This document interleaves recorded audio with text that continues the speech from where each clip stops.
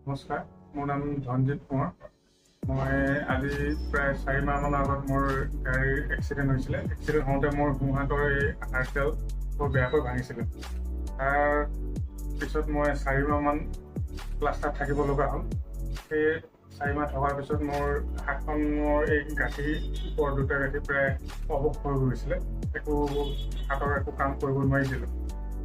তাৰপিছত মই এই আমাৰ ডিব্ৰুগড় নিৰাময় চেণ্টাৰত আহি অসীম ছাৰৰ ওচৰত ট্ৰিটমেণ্ট কৰাই এতিয়া যথেষ্ট আৰোগ্য হৈছোঁ। লগতে এই হাতখনৰ পৰা বহুত কাম কৰিবলৈ সক্ষম হৈছোঁ। এক্সিডেণ্টৰ পিছত হাতৰ পৰা মই একো কাম কৰিব নোৱাৰিছিলোঁ। বৰ্তমান মই হাতত বহুত কামেই কৰিব পাৰোঁ। খাবলৈ অসুবিধা হৈছিলে, খাব পাৰোঁ, হাতখন দাঙিব পাৰিছোঁ। হাতৰ যিকোনো সৰু সুৰা কাম এতিয়া যথেষ্ট ধুনীয়াকৈ মই কৰিব পৰা হৈছোঁ।